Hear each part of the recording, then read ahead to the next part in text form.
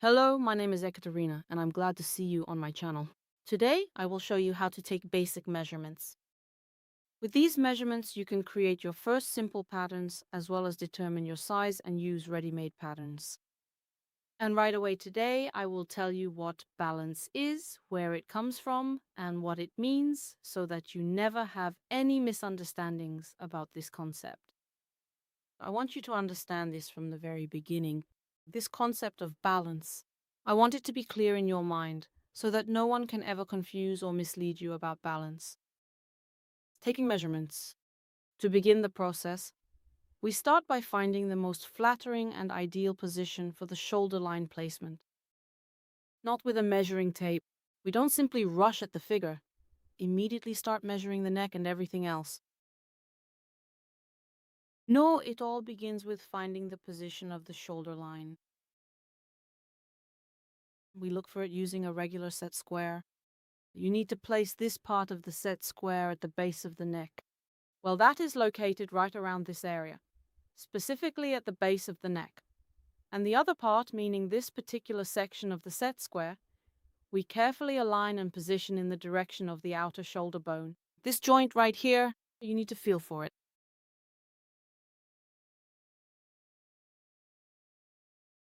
Set the set square at the base of the neck, and then gently press like this, searching for where that bone is. Furthermore, the specific placement of the shoulder line can be modified and adjusted right from the very beginning. So, take a look at how this specific line will look most flattering and elegant on your unique figure. Some people need to move the shoulder line a little forward. The shoulder line. Maybe tilt it this way or forward, or maybe move it back a little. Everyone is very, very different. Give it a try, experiment, and see what works best for you. Stand sideways in front of the mirror like this. Go ahead and fix the square right at the base. And now take a look at it. It is possible it actually looks a bit better positioned forward, or maybe even backward. Maybe shift everything, or maybe move it here. Keep adjusting the garment until you finally find the exact position that looks the very best on your unique figure. And when you find that perfect position, of course, you should be carefully taking all of your measurements while in your underwear. Since you are still wearing a tank top right now, you can use a permanent marker to make a small dot at the very base of your neck. I'll go ahead and mark it on the display mannequin here in the shop, but you should use a permanent marker to put a small dot at the very base of your neck, and then carefully find the exact end point of your shoulder. Look closely. Here's exactly where the end point of the shoulder is located on the body. So, if you place a ruler on your shoulder just like this and press it down a little, sinking it in. And right there is that specific spot. Now let me bring it a bit closer for you. There is that exact spot where the ruler is still touching your shoulder, and then, as it were, it slowly starts to hang off into the air. Now, starting from the exact point where the ruler touches the shoulder line, you should measure down another full centimeter or 1.5 centimeters. Once you reach that specific spot, that will mark the final endpoint of the shoulder line for your garment.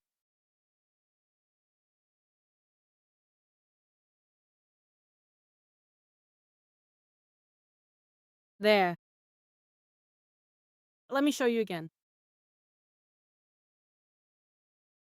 As you can see, there's a gap now.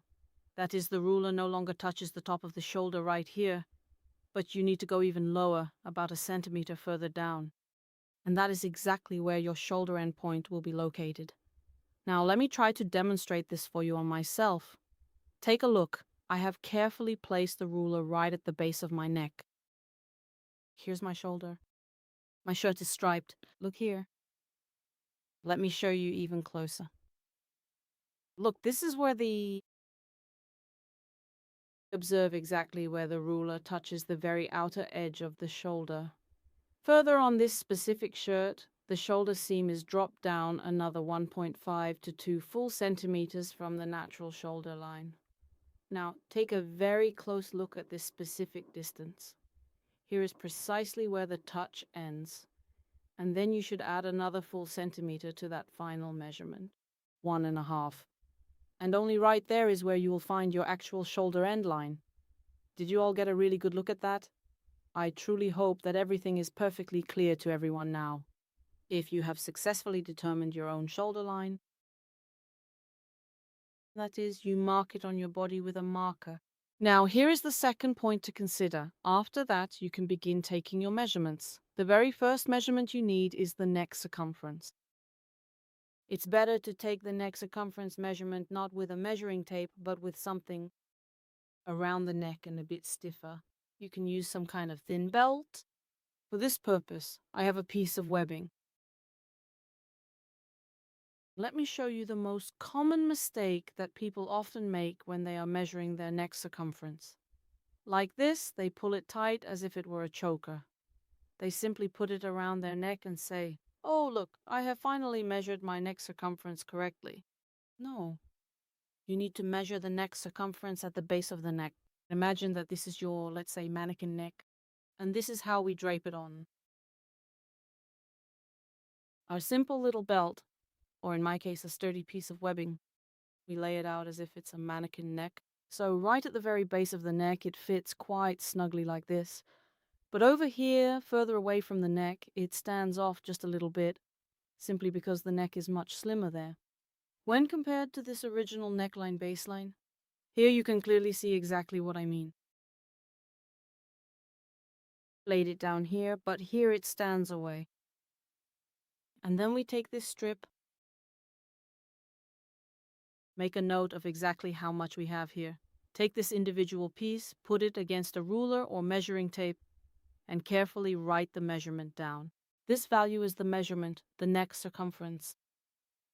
The next measurement is the chest circumference. Actually, there are 3 types of chest circumference measurements. I take just one. And if you read according to what the expert textbooks suggest about properly recording this specific measurement, it turns out exactly like this. They write that the measurement is taken at the most prominent part of the shoulder blades. Got it. And you should place it at the most prominent part of the chest. At the same time, they typically say the measuring tape should be held perfectly parallel to the floor. But for us, the widest part of the back and the most prominent part of the chest are actually located at completely different levels. So, let's put it this way. That is exactly why there are systems where you need to take 3 different versions, that is, 3 separate chest circumference measurements. Like this, along the most prominent part of the shoulder blades above the chest, then at the level of, let's say, the chest, but that won't be the most prominent part of the shoulder blades anymore. I measure like this along the most prominent part of the shoulder blades. Then the measuring tape goes at an angle, and we bring the tape measure out right here. At the very most prominent part of the chest, we see what the exact measurement is, and then we carefully record the results. Next measurement, waist circumference. And here you need to immediately understand that there is a specific measure. Waist circumference is essential for constructing patterns for various shoulder garments, such as for blouses, dresses, sundresses, and shirts. And there is a waist measurement for skirts and trousers. These are different measures. Meerkapk. For skirts and trousers, measure along the line where it is most comfortable for you to wear the skirt or trousers. And these measurements were carefully recorded in order to design specific shoulder garments. It is located exactly at the level of the very, very bending place of the torso. If you are experiencing lower back pain, this is important. That is how we found the most kinked spot by using a measuring tape. Whether it's higher than you like or lower than you like, it really does not matter at all. This is not the waistline that will be on your finished dress, or the waistline where, for example, a particular piece of clothing is cut at the waist or has an attached separate waistband. No, this is a different waistline. This is a technical waistline. Hey there, for the best results, you really need to measure at the most curved part of your natural waistline, at your waist, whatever its size, and then keep the tape parallel to the floor. Bring the measuring tape together, look in the mirror if you need to, and record the measurement for yourself. Next, we measure the waist circumference. So on this mannequin as well, you can carefully find the most curved spot of the torso and keep the measuring tape perfectly parallel to the floor. Once positioned correctly, we close the measuring tape and take the final measurement for our records. And it's immediately clear that if, for example, you made a cut-off waist at this level, even on such a slim, such a skinny mannequin, yes, but it's not really there. It's somewhere under the bust. So, well, yes, that's absolutely normal because this is our current level. It's like the absolute 0.0 from this level, we begin our journey. Then the vertical measurements are taken from here. And then the model waistline, well, it would probably look prettier here, right? With a slight drop. It is important not to confuse them. The technical line from which all vertical measurements are then taken should be positioned at the most pronounced curve of the lower back and remain parallel to the floor. The technical waistline. And along this line we take the measurement, the waist circumference for shoulder garments. Next, the hip circumference, measured at the widest and most prominent parts of the buttocks area. Position it right across the hips. Carefully hold the measuring tape parallel to the floor. Then, we get a perfectly accurate and lovely measurement. Hip circumference. If the person's figure has saddlebags, then you should measure just a little bit lower to fully include them. There you go. And with this mannequin, everything is just fine. It doesn't have a belly. But what if there is a belly? What should you do then? Then do everything the same, but measure around the fullest part of the buttocks and then wrap the tape over the belly like this. Hold the measuring tape snugly. Now take a moment to check. If you find that you need to go even lower because of the saddlebags, feel free to move down a bit further. That's our mark. All of these specific measurements are recorded as half sizes. And after we've finished measuring the circumferences, we can then measure the shoulder length and the sleeve length. Measuring the shoulder length is, of course, a very straightforward and simple process at this stage, because you already have those two specific points marked directly on the body. And from point to point, we measure the shoulder length. For example, on this mannequin, which is size 46, the shoulder length seems to be 13.5 centimeters. This value might actually seem large to you, but in fact, this is a normal value. People can have broader or narrower shoulders, but for adults of average height, a shoulder length of 10.5 centimeters just doesn't happen. It doesn't exist. You need to find this point correctly so that you get accurate measurements. After measuring the shoulder length, you need to measure the length of the sleeve. On yourself in general, yes, you can measure it. From the point where the shoulder ends, it's marked on your body. Take the measuring tape like this. Try not to peek anywhere. Don't turn around. Well, if you don't have any helpers, then do it like this. In short little steps like this. Smoothly, smoothly. Now I went the wrong way. So I am really trying to stand perfectly straight. I carefully stretched out the measuring tape all the way down to the end point of the shoulder and then went like this. In sections, I need to go to the elbow. Check how much I have there near the elbow. Write down the value and now bend your arm a little at the elbow. And along this part again in short sections, measure all the way up to the prominent bone of your wrist. This measurement represents your total arm length. Write down two values, the length to the elbow, and the second value is the full arm length. Now we just need to measure two vertical measurements. These are the front length to the waist and the back length to the waist. In order to take these measurements accurately, you first need to fix an elastic band or a belt around the waist, or perhaps use a piece of webbing. And how exactly should we do this? Should we fix it at the very point of the bend? You should place it at the natural waistline of your unique figure, and this webbing belt, ribbon, or elastic, whatever you happen to have on hand, it should be positioned parallel to the floor at all times. To the floor. So now I will go ahead and fix it, and then carefully verify if it is perfectly parallel with the floor.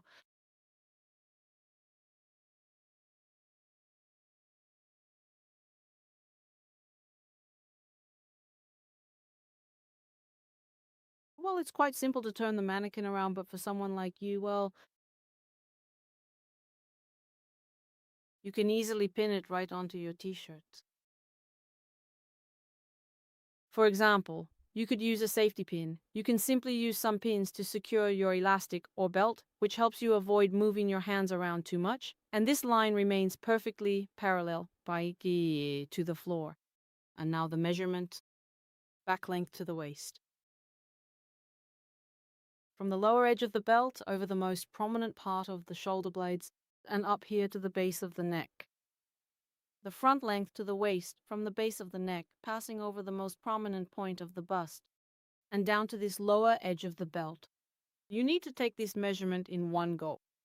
And yes, it is definitely true that you'll need a helper for this. So make sure to watch the entire video together carefully.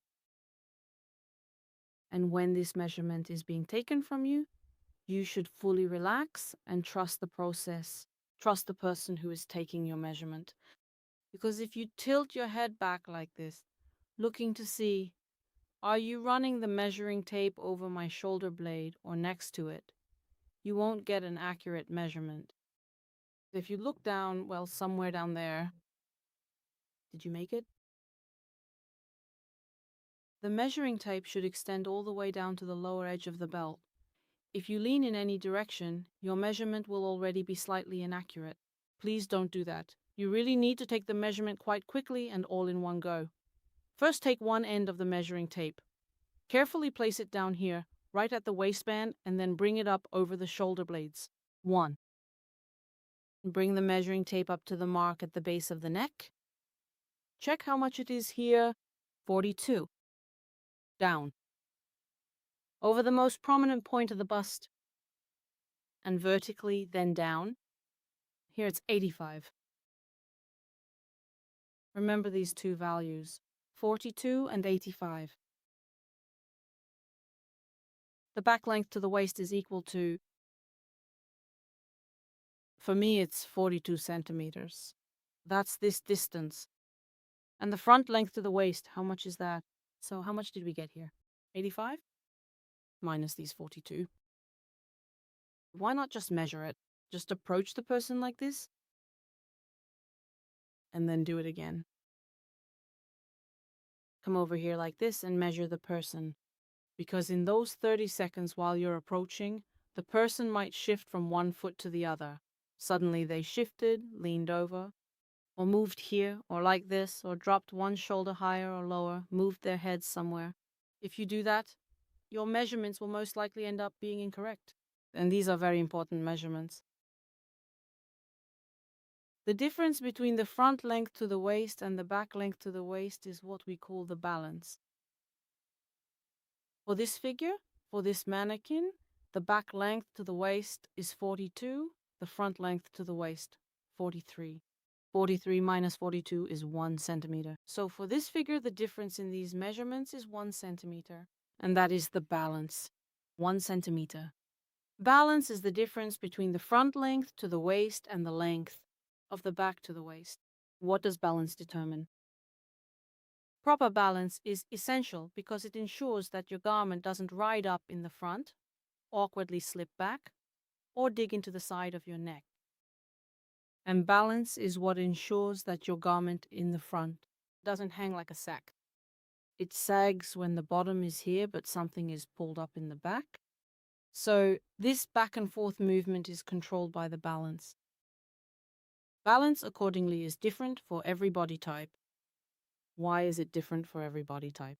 Because it's the difference between two measurements. And all people are very, very different and they have different measurements. To claim that It's incorrect to say that a body type can't have a zero balance. Now imagine here is a very well proportioned figure, and I measured the balance. It's 1 centimeter. Now imagine that this figure was just a little bit more stooped, but only slightly. The balance would already be zero. Can we say that the balance can be negative, that the back length to the waist is greater than the front length to the waist?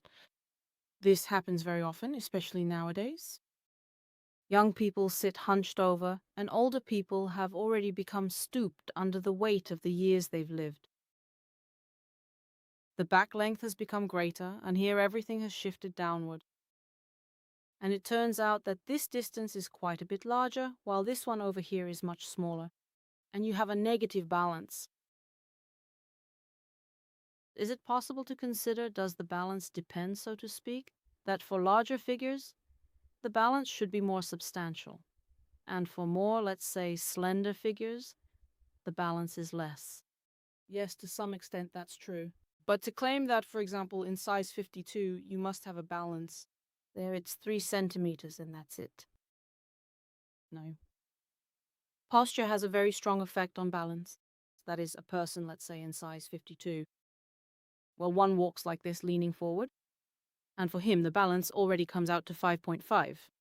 That's just the kind of person he is. And another person walks like this, and his balance is close to zero. Everyone has the same measurements. It can happen. Next. And does the balance increase as the size increases? Not always. For example, I wear a size 56 in Russian sizing, and my balance was somewhere around 4.5 to 4. Now I've gotten a bit bigger. My My bust is 57 centimeters, but the balance has become less, 3.5 centimeters. Why? Because my posture has gotten worse. So, what's the point of this whole conversation about balance? Look, if you happen to come across a pattern where they tell you, for example, that they've already constructed the back piece, and then to properly adjust the balance, they'll raise the front part and they give you a very specific number.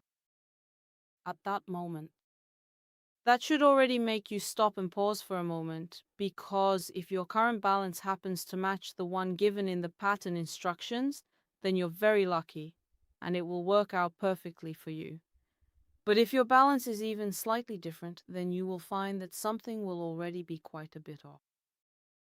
Something went wrong, the pattern turned out differently, it doesn't fit, and where exactly does it not fit? That's how the garment shifts back and forth. Now, that's still not so bad if the garment doesn't have a bust dart. But if it does have a bust dart, and you raise the front piece to some specific fixed balance value instead of your own, then the whole construction falls apart. Your dart is out of place, something is protruding noticeably here, the shoulders are shifting back and forth, and so on. So remember this about balance once and for all. What is balance? It's the difference between the length of the front piece to the waist and the length of the back piece to the waist. And the balance can be anything, 0, negative, or positive. And basically, it depends on the size. But still, everyone has their own balance. It's better to measure it and know it. And when you are drafting, you should use your own specific balance value rather than relying on some general average one. And I think that is quite enough for today. Today, I have shown you exactly how to find the precise position of the shoulder line. Using marks, you place marks at the base of the neck and at the end of the shoulder. I showed how to measure the circumference of the neck, chest, waist, and hips. I showed in great detail where the shoulder ends. We measured the shoulder length, sleeve length, back length to the waist, and front length to the waist. We calculated the balance. And now we have a clearer understanding of exactly what this balance means, why it is needed for your work, and why you should avoid relying on average balance values. And with that, yes, I say goodbye to you. The lesson was big, useful, and packed with information. Please share this video. This is a very, very important video. That's all for now then. Goodbye. All the best to everyone and much success. Goodbye.